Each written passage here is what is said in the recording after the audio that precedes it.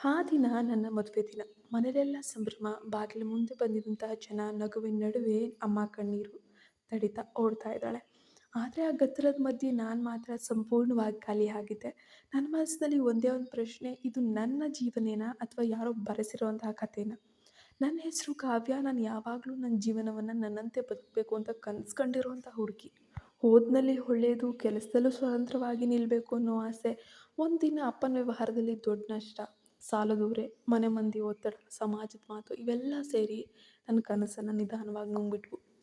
ಈ ಮದುವೆ ನಮ್ಮ ಮನೆ ಉಳಿಸ್ತದೆ ಅಪ್ಪ ಹೇಳಿದ ಒಂದು ಮಾತು ನನ್ನ ಜೀವನವನ್ನು ಬದಲಾಯಿಸಿತು. ನಾನು ಇಲ್ಲ ಅನ್ನೋದಕ್ಕೆ ಅವಕಾಶವೇ ಇಲ್ಲ. ವರನ ಹೆಸರು ಅರ್ಜುನು, ದೊಡ್ಡ ಮನೆ, ಹಣ, ಗೌರವ ಎಲ್ಲ ಇದ್ದವನು. ಆದರೆ ಅವನ ಬಗ್ಗೆ ನನಗೆ ಗೊತ್ತಿದ್ದು ಒಂದೇ ಒಂದು ಕಡಿಮೆ. ಅವನು ಮೊದಲ ಬಾರಿ ನೋಡಿದಾಗಲೇ ಏನೋ ವಿಚಿತ್ರ ಅನ್ನಿಸ್ಬಿಟ್ಟ. ಅವನ ಕಣ್ಣುಗಳಲ್ಲಿ ಒಂದು ಚಳಿ, ಒಂದು ರಹಸ್ಯ, ವಿವರಿಸೋಕ್ಕಾಗದೇ ಇರುವಂಥ ಭಾವನೆ.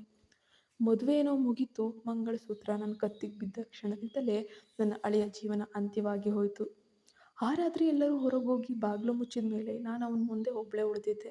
ಅವನು ಬಾಗಿಲನ್ನು ಲಾಕ್ ಮಾಡ್ದ. ನನ್ನ ಹೃದಯ ಬಡಿತ ಜೋರಾಯಿತು. ಅವನು ನಿಧಾನವಾಗಿ ನನ್ನ ಹತ್ತ ಬಂದ. ನಾನು ಕಣ್ಣೆತ್ತಿ ನೋಡಲು ಸಹ ಹೆದರುತ್ತಿದ್ದೆ. ಆದರೆ ಅವನ ಹತ್ರ ಬಂದು ಕುಳಿತುಕೊಂಡು ಏಕಾಏಕಿ ಹೇಳಿದ ಮಾತು ನನ್ನ ಶರೀರವೇ ಜಡವಾಗಿಸ್ತು. ನೀನು ನನ್ನ ಹೆಂಡತಿ ಅಲ್ಲ ಅಂತ. ನಾನು ಅವನ ಮುಖ ನೋಡಿದೆ. ಅವನು ತುಂಬ ಶಾಂತವಾಗಿಯೇ ಇದ್ದ. ಆದರೆ ಆ ಶಾಂತತೆಯೊಳಗೆ ಏನೋ ಒಂದು ಅಪಾಯಕಾರಿಯಾದ ಭಾವನೆ ಅಡಗಿತ್ತು.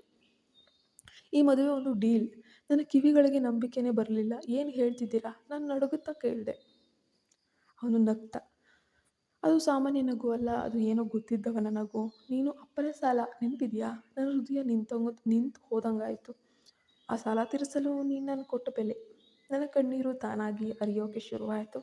ಆದರೆ ನಾನು ನನ್ನ ಮಾತು ಮುಗಿಲಿಲ್ಲ. ಹೌದು, ಅವನು ಅವನ ಮಧ್ಯ ಮಾತು ಹಿಡಿದು, ನೀನು ಇಲ್ಲಿ ಒಂದು ಪಾತ್ರ, ಹೆಂಡತಿಯ ಪಾತ್ರ. ಆ ಒಂದು ಕ್ಷಣ ನನ್ನೊಳಗೆ ಎಲ್ಲ ಕನಸುಗಳು ಹೊಡೆದಂಗಾಯಿತು. ಆದರೆ ಇನ್ನೂ ದೊಡ್ಡ ಶಾಕ್ ಮುಂದೆ ನನಗೋಸ್ಕರ ಕಾದಿತ್ತು. ಅವನು ಎದ್ದು ಕಿಟಕಿಯ ಬಳಿ ಹೋಗಿ ಫೋನ್ ತೆಗೆದುಕೊಂಡು ಯಾರಿಗೋ ಕರೆಯನ್ನು ಕೂಡ ಮಾಡ್ತಾ ಹೇಳಿದ್ದ, ಪ್ಲ್ಯಾನ್ ಸಕ್ಸಸ್, ಅವಳು ಇಲ್ಲೇ ಇದ್ದಾಳೆ ಅಂತ. ನನ್ನ ಉಸಿರೇ ನಿಂತಂಗಾಯಿತು. ಪ್ಲ್ಯಾನ್ ನಾನು ಅರ್ಥ ಮಾಡಿಕೊಳ್ಳಾರೆ. ಯಾಕಂದರೆ ಅವ್ರು ಏನು ಹೇಳ್ತಿದ್ದಾಳೆ ಅನ್ನೋದು, ಏನು ಹೇಳ್ತಾ ಇದ್ದಾನೆ, ಏನು ಮಾಡ್ತಾನೆ ಐಡಿಯಾ ಇಲ್ಲ. ನೀನು ಇನ್ನು ಮುಂದೆ ಈ ಮನೆಯಿಂದ ಹೊರಗೆ ಹೋಗೋಕ್ಕಾಗಲ್ಲ, ಯಾರ ಜೊತೆಗೂ ಮಾತಾಡೋಕ್ಕಾಗೋದಿಲ್ಲ, ನಾನು ಹೇಳ್ದಂಗೆ ಮಾತ್ರ ನಡ್ಕೊಳ್ಬೇಕು. ಅದನ್ನು ಬಿಟ್ಟು ನೀನು ಇನ್ನೇನು ಮಾಡಬಾರ್ದು, ಇಲ್ಲ ಅಂದರೆ ನಾನು ಕೇಳಿದೆ. ಅವನು ನನ್ನ ಹತ್ರ ನಡೆದು ಬಂದು ನನ್ನ ಕಿವಿಯ ಹತ್ತಿರ ನಿಧಾನವಾಗಿ ಹೇಳಿದೆ, ವೆರಿ ಸಿಂಪಲ್, ನಿನ್ನ ಅಪ್ಪ ಬದುಕಿರೋದಿಲ್ಲ ಅಂತ. ಆ ಕ್ಷಣದಲ್ಲಿ ನನಗೆ ತಿಳಿಯಿತು, ನಾನು ಮದುವೆಯಾದವನು ಗಂಡ ಅಲ್ಲ, ಒಂದು ಅಪಾಯ ಅಂತ. ಆ ರಾತ್ರಿ ನಾನು ಮಲಗಲೇ ಇಲ್ಲ. ಅವನು ಹಾಸಿಗೆ ಇನ್ನೊಂದು ತುದಿಯಲ್ಲಿ ಸುಮ್ಮನೆ ಮಲಗಿದ್ದ. ಆದರೆ ನಾನು ಕಣ್ಣು ಮುಚ್ಚಿದ್ರೆ ಭಯಾನಕ ಆಲೋಚನೆಗಳು ಬರ್ತಾ ಇದ್ವು. ಈ ಮನೆ, ಈ ಮದುವೆ, ಇದೆಲ್ಲದರ ಹಿಂದೆ ಏನೋ ದೊಡ್ಡ ಸತ್ಯ ಇದೆ ಅನ್ನೋದು ಸ್ಪಷ್ಟವಾಗಿತ್ತು. ಮತ್ತೊಂದು ದಿನ ಬೆಳಗ್ಗೆ ನಾನು ಅಡುಗೆ ಮನೆಯತ್ತ ಹೋಗ್ತಿದ್ದಾಗ ಹಾಲ್ನಿಂದ ಕೆಲವು ಮಾತುಗಳು ಕೇಳಿಸ್ತಾ ಇದ್ವು.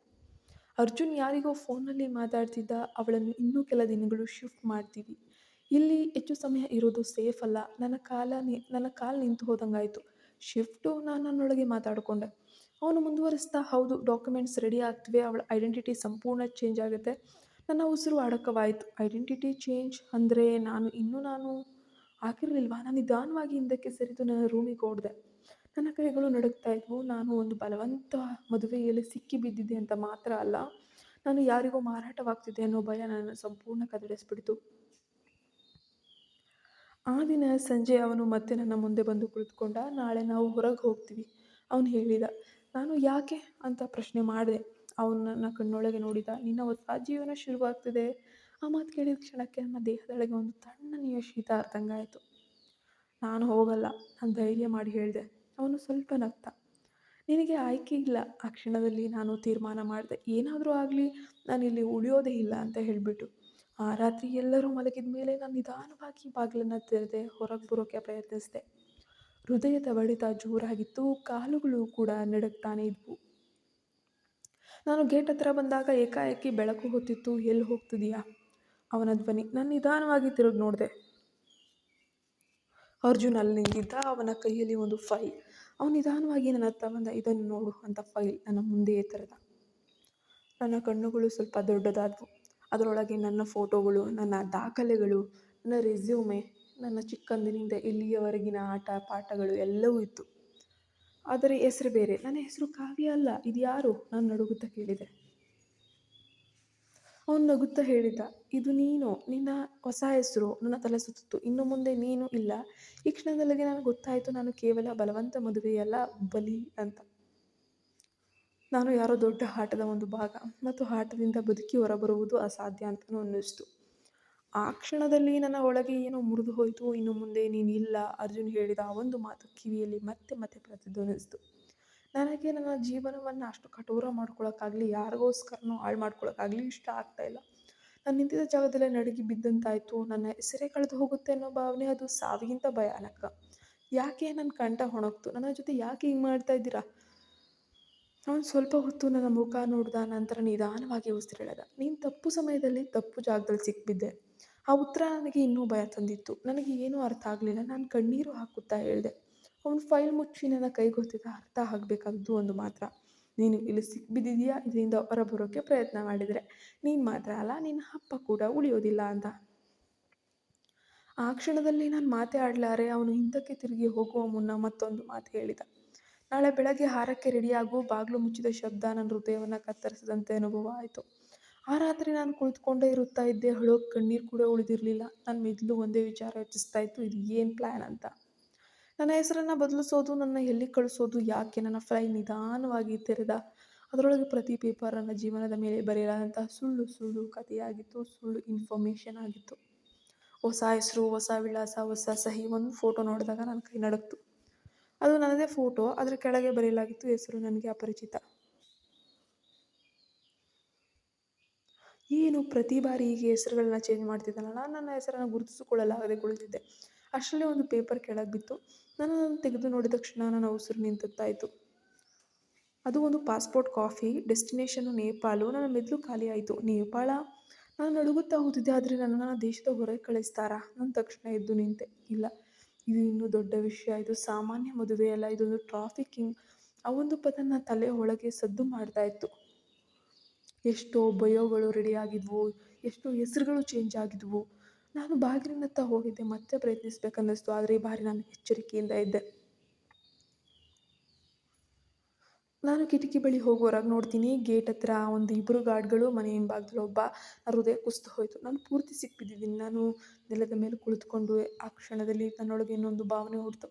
ಭಯ ಅಲ್ಲ, ಕೋಪ. ನನ್ನನ್ನು ಯಾರು ಹೀಗೆ ಬೆಳೆಸ್ಕೊಳ್ಳೋಕೆ? ನಾನು ಕಣ್ಣೀರನ್ನು ಒರೆಸ್ಕೊಂಡೆ. ಅಷ್ಟರಲ್ಲಿ ನನಗೆ ಒಂದು ವಿಷಯ ಅನ್ನೋದು ನೆನಪಾಯಿತು. ನನ್ನ ಫೋನ್. ಎಸ್, ನನ್ನ ಫೋನಿಂದಾನೇ ಏನಾದರೂ ಮಾಡಬೇಕು. ಆದರೆ ಅದು ಮದುವೆ ದಿನದಿಂದಲೇ ನನ್ನ ಬಳಿ ಇರಲಿಲ್ಲ. ಆದರೆ ನನ್ನ ಬ್ಯಾಗ್. ನಾನು ತಕ್ಷಣ ರೂಮಿನ ಅಲಮಾರಿಯನ್ನು ತೆರೆದೆ. ಕೆಳಗೆ ಒಂದು ಬ್ಯಾಗ್ ಇತ್ತು. ಅದರೊಳಗೆ ಹುಡುಕುತ್ತಾ ಹುಡುಕುತ್ತಾ ಹೋದಾಗ ಹಠಾತ್ತಾಗಿ ನನಗೆ ಒಂದು ಪುಟ್ಟದಾದ ಚಿಕ್ಕ ಮೊಬೈಲ್ ಸಿಕ್ತು, ಕೀಪ್ಯಾಡ್. ನನ್ನ ಹೃದಯ ಜೋರಾಗಿ ಬಡಿದುಕೊಳ್ಳೋಕೆ ಶುರು ಆಯಿತು. ಅದು ನನ್ನ ಹಳೆಯ ಫೋನ್. ಅವರು ಗಮನಿಸದೇ ಬಿಟ್ಟಿರಬೇಕು. ನಾನು ತಕ್ಷಣ ಅದನ್ನು ಆನ್ ಮಾಡಿದೆ. ಬ್ಯಾಟ್ರಿ ಕೂಡ ತುಂಬ ಲೋ ಇತ್ತು. ಸ್ಕ್ರೀನ್ ಆನ್ ಆದ ತಕ್ಷಣ ಒಂದು ಮೆಸೇಜ್ ನೋಟಿಫಿಕೇಷನ್ ಕೂಡ ಕಾಣಿಸ್ಕೊಳ್ತು, ಅನ್ನೋನ್ ನಂಬರಿಂದ. ನಾನು ಅದನ್ನು ಓಪನ್ ಮಾಡಿದೆ. ಅದರೊಳಗೆ ಒಂದು ಸಾಲು ಮಾತ್ರ ಇತ್ತು. "ನೀನು ಅಪಾಯದಲ್ಲಿದ್ದೀಯಾ, ನಾಳೆ ಬೆಳಗ್ಗೆ ಹೊರಗೆ ಬರೋ ಪ್ರಯತ್ನ ಮಾಡು, ನಾನು ಖಂಡಿತ ನಿನಗೆ ಸಹಾಯ ಮಾಡ್ತೀನಿ" ಅಂತ. ನನ್ನ ಕಣ್ಣುಗಳು ದೊಡ್ಡದಾದವು. ಯಾರಿದು ನನ್ನನ್ನು ಕಾಪಾಡೋಕೆ ಬಂದಿರೋರು ಅಂತ. ನನ್ನ ಮೆದುಳು ಗೊಂದಲಕ್ಕೆ ಸಿಲುಕ್ತು. ಇದು ಟ್ರ್ಯಾಪ್ ಆಗಿರ್ಬೋದಾ ಅಥವಾ ನಿಜ ಆಗಿರ್ಬೋದಾ? ನನಗೆ ಗೊತ್ತಿಲ್ಲ. ನನಗೆ ಯಾರು ಸಹಾಯ ಮಾಡ್ತಾರೆ? ಆದರೆ ಮೆಸೇಜ್ ಕೊನೆಯ ಸಾಲು ನೋಡಿದಾಗ ನನ್ನ ಹೃದಯವೇ ನಿಂತಂತಾಯಿತು. ನಾನು ಆ ರಾತ್ರಿ ನೋಡಿದವನೇ. ಆ ಒಂದು ಸಾಲು ನನ್ನ ದೇಹದೊಳಗೆ ಶೀತ ಆರಿಸ್ದಂಗಾಯಿತು. ಆ ರಾತ್ರಿ ಅವನು. ರಕ್ತ, ಕಾರ್ ಎಲ್ಲವೂ ನನ್ನ ಕಣ್ಣ ಮುಂದೆ ಬಂದು ಮತ್ತೆ ಮತ್ತೆ ಓಡ್ತಾ ಇತ್ತು. ಅಯ್ಯೋ, ಅವನೇನ ಇವನು? ಆದರೆ ಅವನು ನನ್ನನ್ನು ಬಿಟ್ಟವನ ಅಥವಾ ನನ್ನನ್ನು ಉಳಿಸೋನ? ನಾನು ಫೋನ್ ಕೈಯಲ್ಲಿ ಹಿಡದೆ ನಿಂತಿದ್ದೆ. ನಾಳೆ ಬೆಳಗ್ಗೆ 6ಕ್ಕೆ ಹೊರಗೆ ಹೋಗಬೇಕು ಅಂತ ಅರ್ಜುನ್ ಹೇಳಿದ್ದ. ಇದು ಅದೇ ಸಮಯ. ಇದು ಕಾಕತಾಳೀಯನ ಅಥವಾ ಯಾರಾದರೂ ಪ್ಲ್ಯಾನ್ ಗೀನ್ ಮಾಡಿದಾರಾ? ಟ್ರ್ಯಾಪ್ ಮಾಡ್ತಿದ್ದಾರಾ? ನನ್ನೊಳಗೆ ಎರಡೂ ಧ್ವನಿಗಳು ಓಡಾಡ್ತಾ ಇದ್ವಿ. ಈ ಕಡೆ ಸುಮ್ಮನೆ ಇರೋಕ್ಕೂ ಆಗ್ತಾಯಿಲ್ಲ, ಈ ಕಡೆ ಹೊರಗಡೆ ಹೋಗೋಕ್ಕೂ ಆಗ್ತಾಯಿಲ್ಲ ಅನ್ನೋ ಥರ. ಹೋಗಬೇಡ, ಇದು ಟ್ರ್ಯಾಪ್ ಇರಬಹುದು ಅಂತಾನು. ಹೋಗು, ಇದೇ ನಿನ್ನ ಕೊನೆಯ ಅವಕಾಶ. ನೀನು ಹೋದರೆ ಬದುಕ್ತೀಯಾ, ಇಲ್ಲ ಅಂದರೆ ನಿನ್ನ ಜೀವನ ಪೂರ್ತಿ ನಾಶ ಆಗುತ್ತೆ ಅಂತ. ನಾನು ಕಣ್ಣು ಮುಚ್ಚಿ ಒಂದು ನಿರ್ಧಾರ ತೆಗೆದುಕೊಳ್ಳಲೇಬೇಕಾಯಿತು. ಆ ರಾತ್ರಿ ನನಗೆ ನಿದ್ರೆನೇ ಬರಲಿಲ್ಲ. ಬೆಳಗ್ಗೆ ಏನಾಗುತ್ತೆ ಅನ್ನೋ ಭಯ, ಆದರೆ ಒಂದು ಸಣ್ಣ ನಿರೀಕ್ಷೆ, ಇವೆರಡೂ ಸೇರಿ ನನ್ನ ಮನಸ್ಸನ್ನು ಕಚ್ಚುತ್ತಾ ಇದ್ವು. ಬೆಳಗ್ಗೆ ಸರಿಯಾದ ಸಮಯ 5:45. ಬಾಗಿಲು ತಟ್ಟುವ ಶಬ್ದ. "ರೆಡಿ ಆದ್ಯಾ?" ಅರ್ಜುನ್ ಧ್ವನಿ. ನನ್ನ ಹೃದಯ ಜೋರಾಗಿ ಬಡಿತ. ನಾನು ನಿಧಾನವಾಗಿ ಬಾಗಿಲು ತೆರೆದೆ. ಅವನು ನನ್ನ ಮೇಲಿಂದ ಕೆಳಗೆ, ಕೆಳಗಿನಿಂದ ಮೇಲೆ ನೋಡುತ್ತಾನೆ. ಗುಡ್ ಗುಡ್, ವೆರಿ ಗುಡ್, ತುಂಬ ಚೆನ್ನಾಗಿ ರೆಡಿ ಆಗಿದ್ಯಪ್ಪ. ನಾನು ಅವನ ಹಿಂದೆ ನಡೆಯತೊಡಗಿದ್ದೆ. ಪ್ರತಿ ಹೆಜ್ಜೆಯೂ ಭಯದಿಂದ ತುಂಬಿತ್ತು. ಗೇಟ್ ಹೊರಗೆ ಒಂದು ಕಪ್ಪು ಕಾರ್ ನಿಂತಿತ್ತು. ಡ್ರೈವರ್ ಸೀಟ್ನಲ್ಲಿ ಯಾರೋ ಕುಳಿತಿದ್ರು. ನಾನು ಅವನ ಮುಖ ನೋಡಲು ಪ್ರಯತ್ನಿಸಿದೆ. ಆ ಒಂದು ಕ್ಷಣದಲ್ಲಿ ಅವನು ತಲೆಯನ್ನು ತಿರುಗಿಸ್ತಾ ನನ್ನ ಉಸಿರೇ ನಿಂತಂಗಾಯಿತು. ಅದೇ ಕಣ್ಣು, ಎಸ್, ಆ ರಾತ್ರಿ ನಾನು ನೋಡಿದ ಕಣ್ಣು ಅವನೇ, 100% ಅವನೇ. ಅವನು ನನ್ನತ್ತ ನೋಡುತ್ತಾ ಒಂದು ಸಣ್ಣ ನಗುವನ್ನು ಕೊಟ್ಟ. ಆ ನಗು ನನಗೆ ನಿಜವಾಗ್ಲೂ ಅರ್ಥ ಆಗಲಿಲ್ಲ. ರಕ್ಷಣೆನಾ ಅಥವಾ ಅಪಾಯನಾ ಅಂತ. ಅರ್ಜುನ್ ಕಾರ್ ಡೋರ್ ತೆರೆದು ಹೇಳ್ತಾನೆ, ಗೆಟ್ ಇನ್ ಅಂತ. ನನ್ನ ಕಾಲುಗಳೇ ನಿಂತಂಗಾಯಿತು. ಒಂದು ಕಡೆ ಸಾವಿನ ಭಯ, ಇನ್ನೊಂದು ಕಡೆ ಬದುಕೋ ಅವಕಾಶ. ನಾನು ಒಳಗೆ ಕುಳಿತುಕೊಂಡೆ. ಡೋರ್ ಕೂಡ ಮುಚ್ಕೊಳ್ತು. ಕಾರ್ ಕೂಡ ಸ್ಟಾರ್ಟ್ ಆಯಿತು. ಆ ಕ್ಷಣದಲ್ಲಿ ನನಗೆ ಗೊತ್ತಿರಲಿಲ್ಲ, ಈ ಪ್ರಯಾಣ ನನ್ನನ್ನು ರಕ್ಷಿಸುತ್ತಾ ಅಥವಾ ಬಲಿ ಕೊಡುತ್ತಾ ಅಂತ. ನೋಡೋಣ ಹೇಗೆ ಉಳ್ಕೋತಾಳೆ ಇವಳು ಅಂತ. ಅವನು ಸಹಾಯ ಮಾಡ್ತಾನೆ ಅನ್ನೋದು ಗೊತ್ತಾಗುತ್ತೆ ಮುಂದುವರೆದ ಭಾಗದಲ್ಲಿ. ನಿಮಗೆ ಮುಂದುವರೆದ ಭಾಗ ಬೇಕು ಅಂದರೆ ದಯವಿಟ್ಟು ಪಾರ್ಟ್ 2 ಅಂತ ಕಮೆಂಟ್ ಮಾಡಿ. 100 ಜನ ಕಮೆಂಟ್ ಮಾಡಿದ್ರೆ ಖಂಡಿತ ನೆಕ್ಸ್ಟ್ ಪಾರ್ಟನ್ನು ಅಪ್ಲೋಡ್ ಮಾಡ್ತೇನೆ. ಧನ್ಯವಾದಗಳು. ಪ್ಲೀಸ್ ಸಬ್ಸ್ಕ್ರೈಬ್ ಆಗಿ.